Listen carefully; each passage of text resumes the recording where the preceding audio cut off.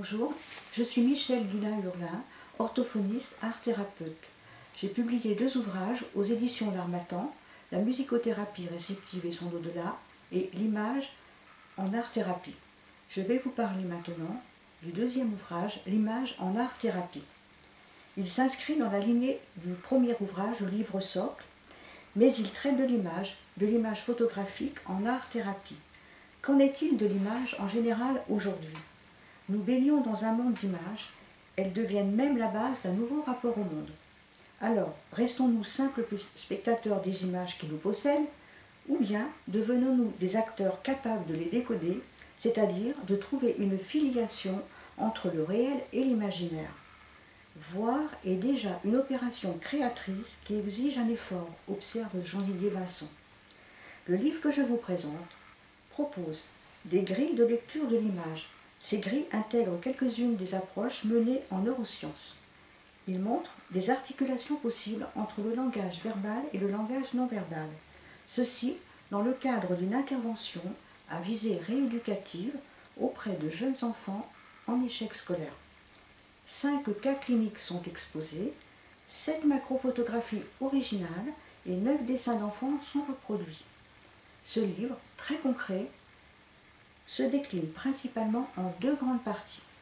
Une première partie où les mots et récits enfantins jaillissent spontanément au vu des images, une partie clinique où l'enfant passe par le détour de l'œuvre d'art et par ses propres dessins pour exprimer ce qu'il n'ose pas dire et ce qui l'empêche en outre de s'investir dans ses apprentissages.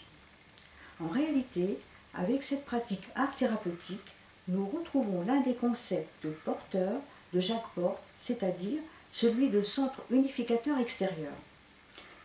Une forme d'art pertinente, sonore ou visuelle, à partir de quoi le patient va mettre en circuit ses propres ressentis et talents. Dans ce livre, la forme d'art est visuelle, et ce sont des photographies.